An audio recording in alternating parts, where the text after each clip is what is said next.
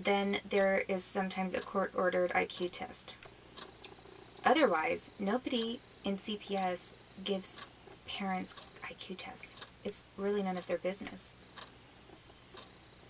The only time that it would be the state's business is if the intelligence of a parent is a factor in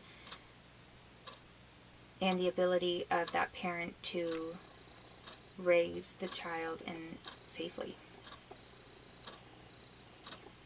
So here I am, basically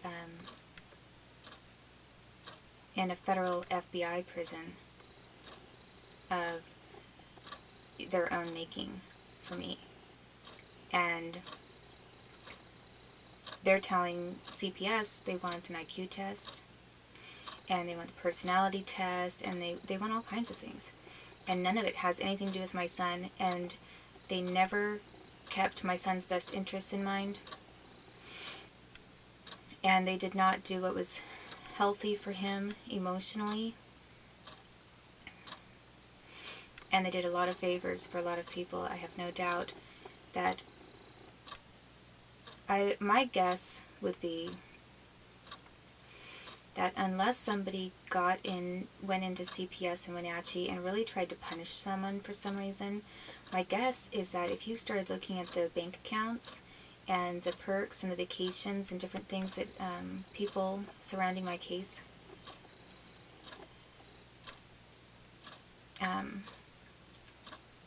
have, I would guess that you will see a lot of raises, a lot of bonuses, a lot of additional money that's being passed off. I mean, like, basically money laundering, but going to people as quote-unquote donations or a job promotion. You know, they're getting money, they're just making it look like they're getting it because they're working hard. You know, or vacation perks. There are a lot of ways to compensate somebody and to pay someone off, aside from putting a big lump sum into someone's bank account or doing something under the table. And I'm sure that quite a lot happened under the table as well.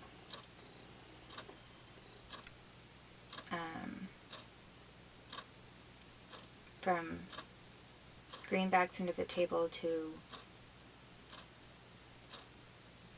the Wenatchee version of Lewinsky under the table, I'm sure that there was a lot happening under the table.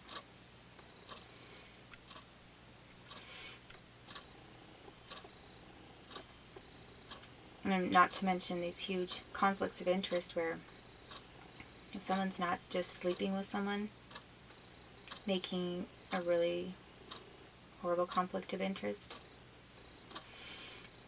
You have, wives. Most of the women who were working for CPS or the visitation services were married to medical doctors.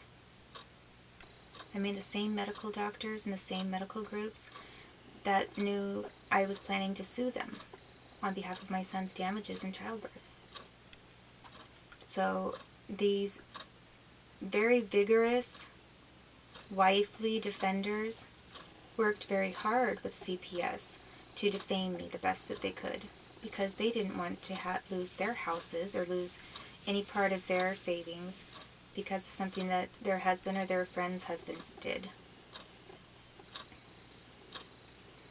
And so all of that was going on, in addition to, like I said, judicial corruption, and it made it extremely dangerous. So after this psychological evaluation that I was told, that I tried to comply with, and I really think about now, I think I probably should have never even gone. I shouldn't have gone and agreed to any of these things, because I kept thinking maybe if I do this, like they say, they'll have to, by law, they'll have to turn things around. But the thing is the entire case, why would they give me back my son when the entire case is a fraud? Keep following our fraud. And we will decide we'll return your son after we've committed several years of fraud. instead of just a few months. No, the more fraud they committed and the more lies they put down on the paper, the more they never wanted me to have my son back, and I never should have ever trusted them.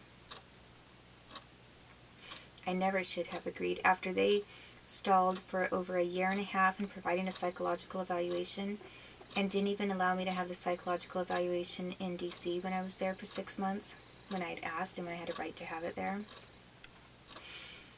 I never should have agreed. After they then continued to separate visits with my son, by the time they wanted me to have the psych eval, my visits with my son were down to like 1 hour a week. It was hardly anything. And after that length of time, they were deliberately trying to weaken the bond and attachment between me and my son. And I guess I'm saying this now about what I shouldn't have done, because if there's any parent that is listening to me, that's having to deal with CPS. If you're a person or parent and that knows without any doubt that you really did do something wrong, like you screwed up somewhere. If you know you screwed up in some way, like you were really addicted to drugs, and they're just saying, get some drug counseling and go to your visits, and then we'll increase your time with your child and we'll return them to you.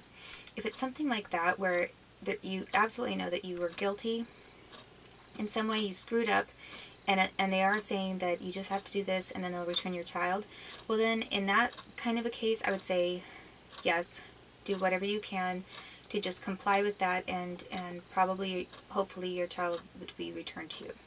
However, if you start seeing a pattern of lying from the state, where they say, if you do this, then we'll do this, and if you do this, we'll increase your visits with your child. If you start seeing if first of all you're innocent, and they say, well, we just don't know what the truth is, but you really know that you're innocent, you and your husband, whoever you are. If you know you're innocent and your child is taken from you, I would not trust CPS, because there's probably a good reason why they have targeted you, knowing you're innocent. And if they target you when they know you're innocent, they are most likely going to sink their teeth in and not let your child go. It doesn't matter what kind of services you do. They, for some reason, picked your kid out, and I don't think that it will be helpful to try to comply with them and their demands. Because in the case where CPS is going after innocent parents, kids, they're taking them away for the CIA and for military government operations, and then putting your child into a category of property of the United States so they can do whatever they want. So again, like, if you really did make a mistake, and most parents know, like, yeah, I really did screw up, even if you don't confess that to anybody, even if you say the whole time, I never made any mistakes, no, I wasn't really using drugs, but you know in your heart you really were, and they're just telling you to follow a few steps, then I would do it. But otherwise, for the people that know they're innocent and they're going through this horrible nightmare of CPS destroying their family, I wouldn't trust them at all. And don't trust your public defender. They get this paycheck from the same boss. All of their money comes from the same, the person who is signing those checks, it's the same person. The person who's signing the check for the Attorney General that is taking your kid away and making a concerted effort to take your child away from you is getting a check from the same person and the same government that is signing the same check for your public defender, who is supposedly defending you from the AG. Well, you know what? You're not getting a check, are you?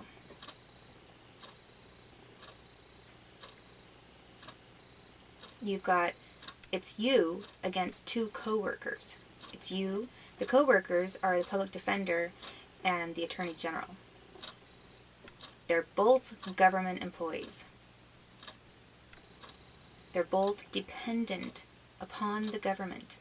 They rely on the government. The government is their bread and butter. If they don't make the government happy, what are they going to do?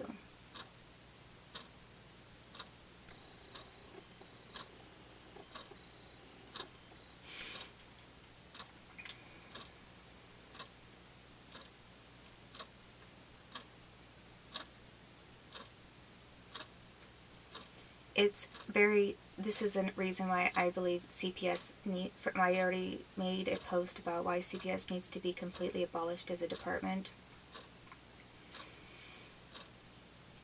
But aside from what I've already talked about and how they target kids and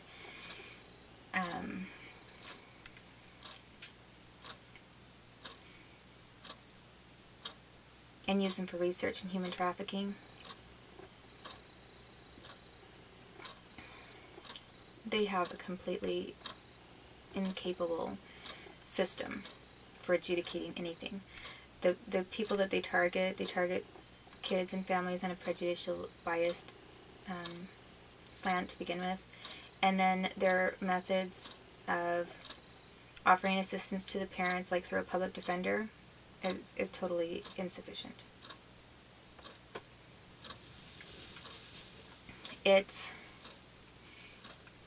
CPS is more corrupt, I think, in some ways than even a regular criminal justice system. And I would say that because, or maybe they're about the same.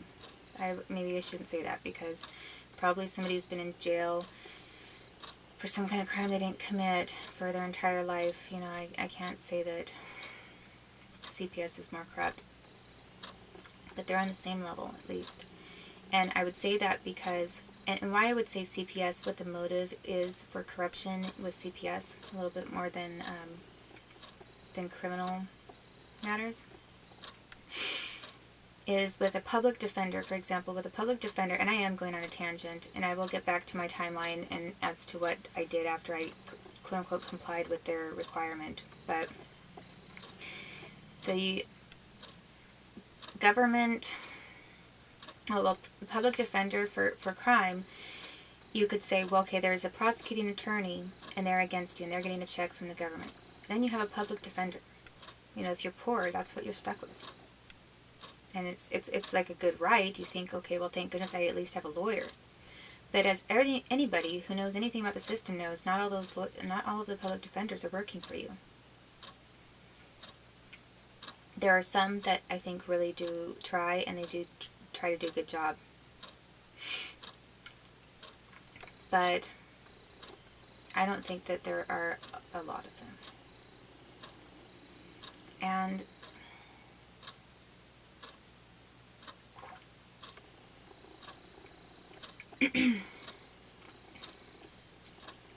with crime,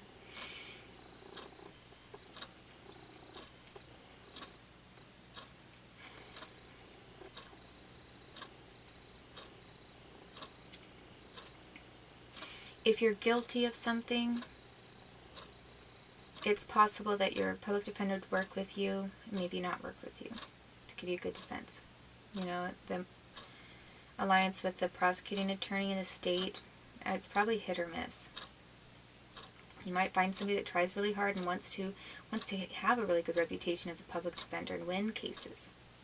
And then others, they don't care if they lose cases as long as they're getting a paycheck.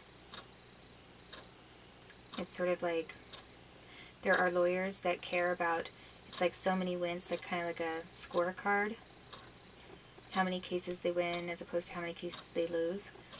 It's like almost a point of pride for them to not lose any cases.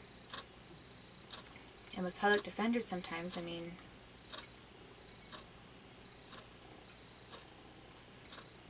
it's almost like you can't even take a job as a public defender without the idea that you might lose some cases, because it is the prosecuting attorney or the government against your client. And you're part of the government too, but they have a little more, typically more resources than a public defender does. So you already have to be, in some way, resign